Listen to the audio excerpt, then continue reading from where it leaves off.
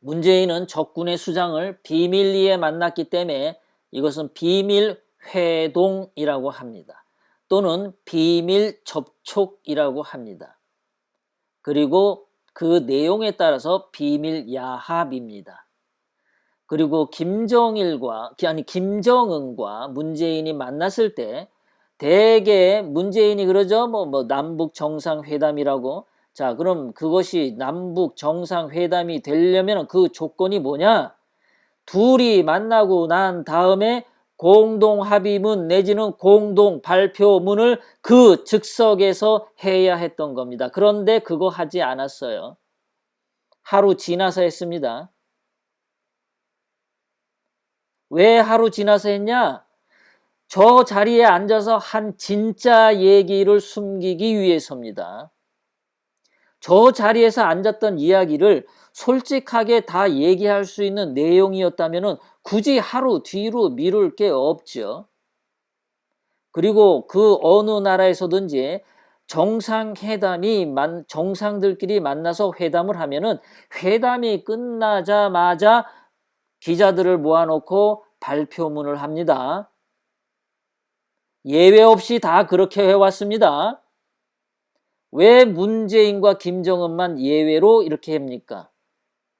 수천 년 동안 정상적인 정상회담은 다 그렇게 발표를 해왔는데 왜 그 역사에 오점을 남기면서 역사를 다 구겨 쓰레기통에 버리면서까지 그 즉석에서 발표하지 않고 하루 뒤에 했냐 이겁니다. 역사를 그렇게 지 마음대로 좌지우지할 수 있는 겁니까? 그러니까 문재인은 지금까지 보면 헌법을 짓밟았다. 이것이 첫 번째고, 두 번째는 지나온 역사적 전통을 다 무시했다라는 겁니다. 그래서 제가 정상인이 아닌 사이코인데 사이코가 부지런하게 김정은을 저렇게 만난다라는 겁니다. 사부입니다. 문사부. 도대체 무슨 얘기를 했을까요? 들리는 말에 의하면 최악의 것은 그거죠. 국군 통수권을 김정은에게 넘겼다. 그래서 국군 통수권을 김정은에게 넘기면 어떻게 됩니까? 그 당일 군 내의 비밀 암구호가 있죠. 당일 아군끼리만 통하는 암구호가 있습니다. 그럼 그 암구호를 매일매일 바뀔 때 평양에 있는 김정은도 알 수 있다는 이야기죠.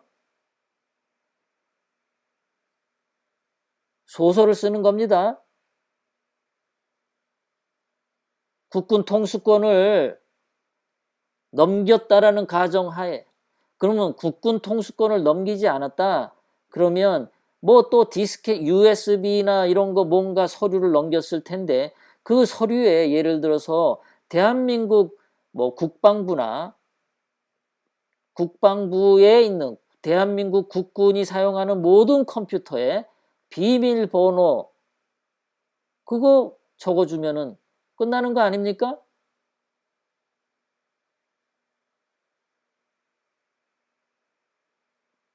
지금 당장이라도 야당은 문재인을 하야시켜야 합니다. 하야 안 하더라도, 하야를 못 시키더라도 지금 문재인이 김정은을 저렇게 만난 것은 트럼프 대통령 입장에 봤을 때 기가 찰 겁니다. 자, 그러면 트럼프 대통령 입장에서는 어떤 처리를 할까라는 거죠. 미국식 사고로 말씀드리겠습니다. 미국 사람들은 일을 할 때 말이죠. 1년 뒤, 2년 뒤의 거를 벌써부터 서서히 준비합니다. 1년 뒤에 뭐 아이가 학교를 들어간다. 예를 들어 초등학교를 들어간다. 뭐 이러지 않습니까?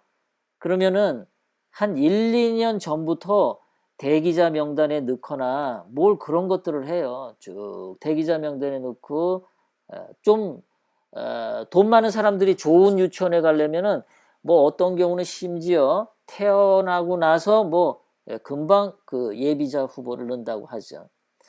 미국 사람들은 그렇습니다. 그리고 미국 사람들의 특징이 뭐냐면 관공서 앞에 가면은 대한민국의 뭐 구청이나 시청 앞에 보면은 식당들 무지 많지 않습니까? 술집도 많고요.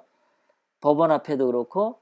미국에 가면은 시청, 구청 뭐 그런 거 앞에 대한민국처럼 그렇게 막 요란하게 술집도 많고 노래방도 있고 가요주점, 단란주점, 무슨 식당 이런 거 없습니다. 미국에요.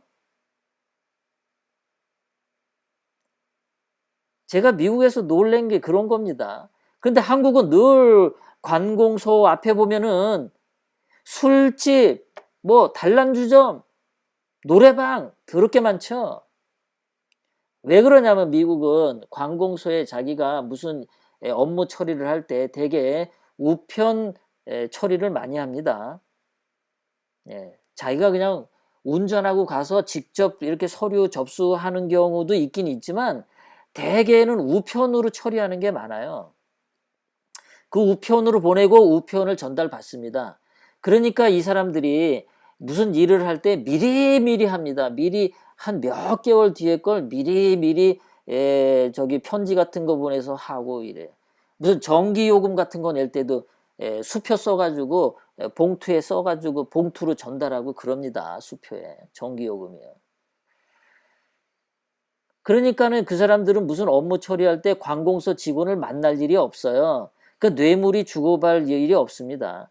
자, 그런 식으로 봤을 때 트럼프 대통령님은 지금 문재인과 김정은이 이렇게 만난 걸 보면 어떻겠습니까? 도대체 얘들은 준비 기간도 없이 만났죠.